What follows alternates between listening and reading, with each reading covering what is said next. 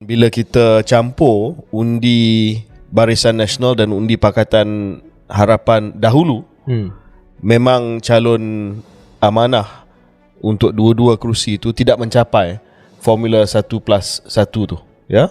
Maka adalah pemindahan undi yang pergi ke PN, dan bukannya daripada BN dulu pergi kepada PH. Ini formula 1+1 adalah 2, perfect transferability, ataupun pemindahan yang paling sempurna lah. Maknanya dulu kalau undi Barisan Nasional, dia akan bagi kepada Pakatan Harapan. Tetapi Syaril, bila setelah saya memikirkan keputusan Pulai dan Simpang Jeram ini, ya, walaupun ada nuansa, walaupun detailnya menunjukkan bahawa pengaruh Perikatan Nasional semakin meningkat sampailah ke negeri Johor yang dikenali sebagai benteng Barisan Nasional dan juga frontier state untuk Pakatan Harapan. Mungkin Syaril masih lagi ingat, Johor telah menjadi satu sasaran bagi Pakatan Harapan untuk 2 pilihan raya yang lepas. Dia memang target Johor, dan ramai pemimpin-pemimpin utama daripada DAP, contohnya Lim Kit Siang, Yeo Bee Yin, Cintong dan sebagainya telah pindah ke Johor. Memang Johor tu adalah strategi mereka. Tetapi nampak bahawa Perikatan Nasional sudah mula menunjukkan bahawa mereka dapat melebarkan ataupun meningkatkan pengaruh mereka di negeri Johor. Tapi setelah saya memikirkan tentang perkara ini, Syaril, saya rasa beginilah. Ya, memang betul, saya silap dari segi ramalan. Saya menganggap bahawa 1-1 Simpang Jeram akan flip, tapi ramalan saya tidak tepat. Dan saya berpendapat bahawa walaupun di sofa keluar sekejap ini, ataupun di ruangan komentar FB dan sebagainya, mungkin ada analisa politik yang membuat kajian tentang nuansa ataupun detail peningkatan sokongan dan penurunan majoriti di Pulai, apakah maksudnya dan sebagainya. Tetapi bila kita balik kepada istilah yang kita guna pada minggu ataupun episod yang lepas, Syaril, iaitu real politik.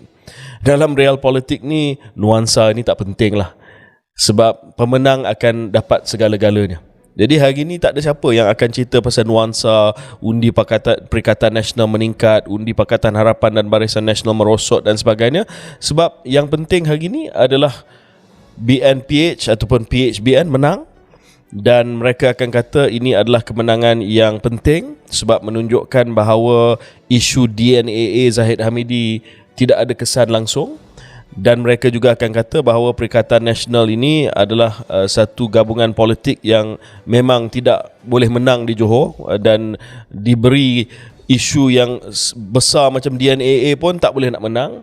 Justru pemenang akan menulis sejarah dan mengatakan bahawa it's business as usual, tak perlu kita cakap pasal DNAA lagi. Dah terbukti bahawa DNAA pada minggu yang sama ada pilihan raya dan BNPH masih lagi boleh menang dengan majoriti yang selesa. Walaupun PN punya undi naik, tapi masih lagi majoriti yang selesa.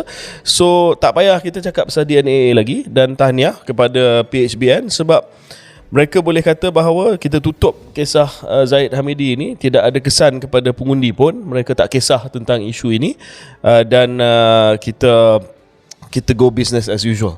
Kalau saya strategis untuk PHBN, saya akan buat benda tu. Saya akan kata ini adalah bukti bahawa rakyat tak kisah soal kes rasuah dan salah guna kuasa Zahid Hamidi, dan kita akan menggunakan kemenangan ini sebagai satu tanda bahawa rakyat sokong PHBN dan juga kepimpinan PMX, dan kita akan just buat tak tahulah tentang yang Perikatan Nasional. Sebab kalau kita nak cakap pasal nuansa ni, Syaril, nuansa Syaril bertanding di Alor Gajah, saya bertanding dengan di Sungai Buloh pada pilihan raya yang lepas. Nuansanya adalah kita hampir flip kerusi yang dulu majoriti dia agak besar untuk Pakatan Harapan. Syaril kalah majoriti berapa? 800. 800. Dulu majoriti berapa? 6,000. 6,000. Saya majoriti 26,000 dulu. Saya kalah 2,000 lebih. Tapi tak ada siapa yang ingat soal nuansa tu. Yang ingat kita kalah, full stop. So saya rasa nuansa ni okey lah untuk sehari dua nuansa, tapi akhirnya winner takes all.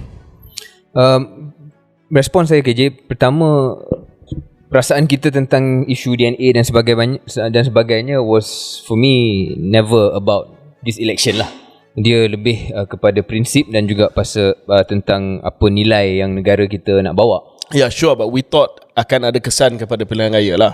Kedua, point saya KJ ialah dalam satu sudut ini menunjukkan bahawa PHBN akan kata it's a non-issue. But does it also reflect, adakah ini juga cerminan kelemahan Perikatan Nasional? Not sangat kekuatan PHBN dalam mengurus isu DNA ni ataupun mengatakan isu DNA ni adalah isu yang tak apa, boleh diurus.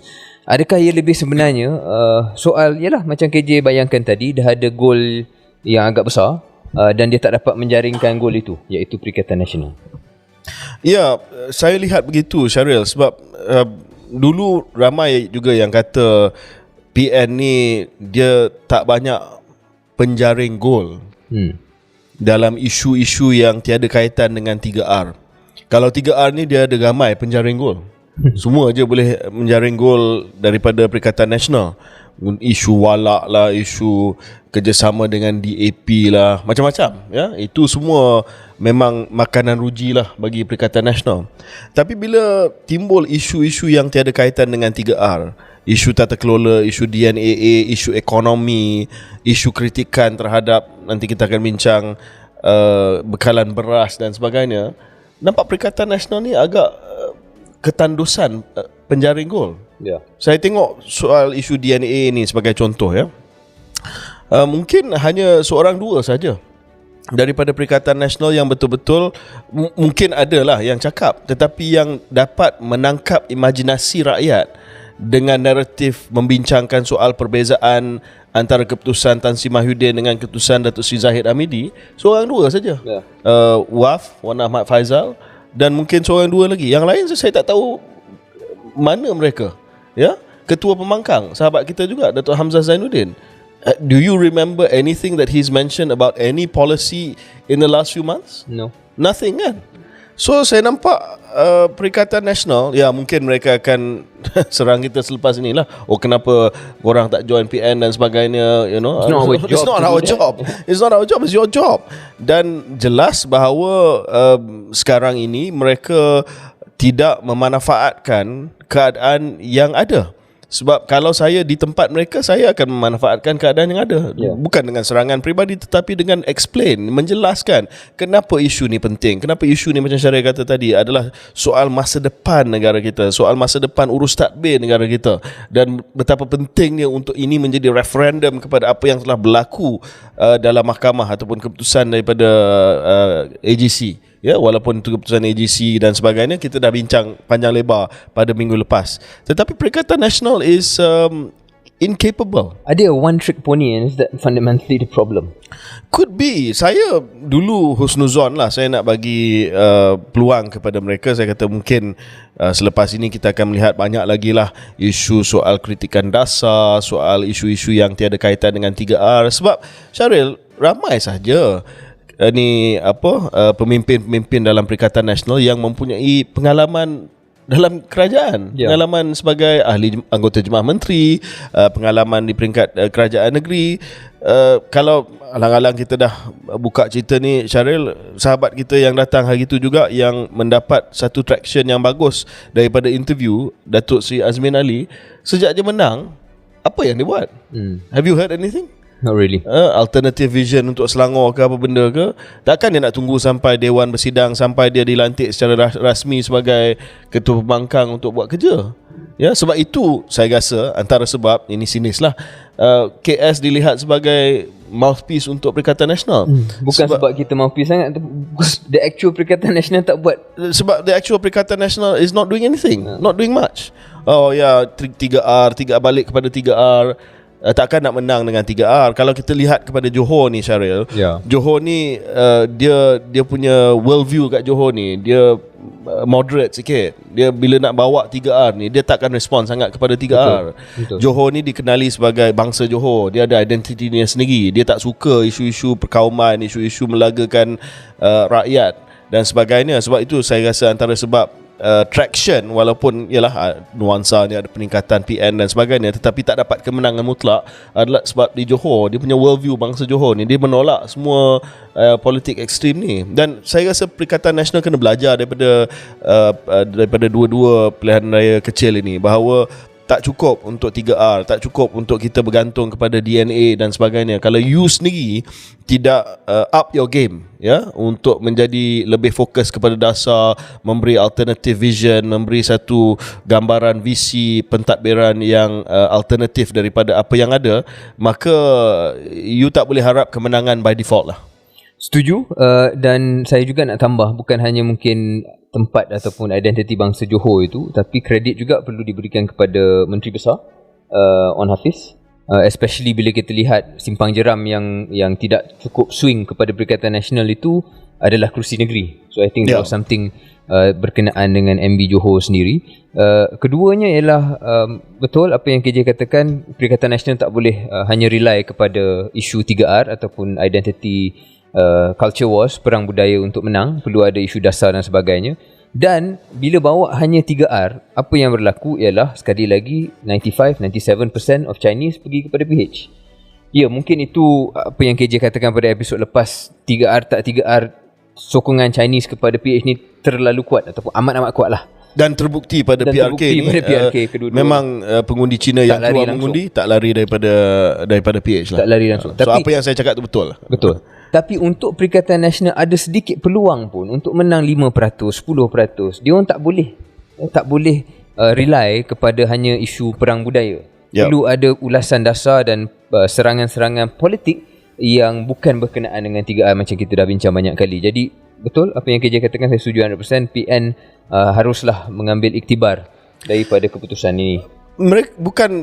Mereka tak pernah cuba. Saya tengok mereka ada kalanya mereka telah cuba untuk engage dalam pentas polisi. Sebagai contoh, masa PRN, ahli parlimen Bacok Syahir Sulaiman, Syahir Sulaiman, dia cuba debat dengan Rafizi.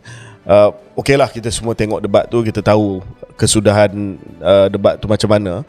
Tetapi saya rasa mungkin ada pemimpin-pemimpin lain daripada PN yang melihat debat tersebut dan melihat kesan kepada debat tersebut dan kata, ini bukan gelanggang kita lah. Sebab kalau kita masuk gelanggang ni agak susah untuk kita nak perform. Sebab itu kita retreat balik kepada gelanggang 3R. Tapi bagi saya ini satu pandangan yang agak myopic lah, agak tak berpandangan jauh. Just because Syahir didn't have a effective night against Rafizi on that particular day. It depends who you speak to, by the way. That's true. Some circles ada yang dalam TikTok dan sebagainya yang menganggap Syahir menang. Tapi secara objektif, of course, kita tahu bahawa we saw what we saw. Dan mereka kata tak payah kita engage untuk benda macam ni. Tak payah kita layan contohnya sesi soal jawab Perdana Menteri di Parlimen. Ketua Pembangkang pun tak pergi, Tan Sri Mahyudin pun tak pergi, Tok Guru Hadi pun tak pergi. Benda ni semua akan ada kesan. Sebab orang akan kata you are not serious. You just berbalik kepada perang budaya, kepada identiti politik 3R, dan balik kepada kemenangan by default sebab isu rasuah dan sebagainya. Well, guess what? Isu rasuah, walaupun kita ada pandangan kita tentang isu Zahid dan sebagainya, dah selesai. As far as they are concerned, dah selesai. Apa yang Mak Maslan kata, ini akan menjadi lembaran baru kepada Barisan Nasional sebab orang tak akan kata Presiden UMNO ada kes lagi. Dan whatever we think about what happened, that's true, that's a fact. Kan?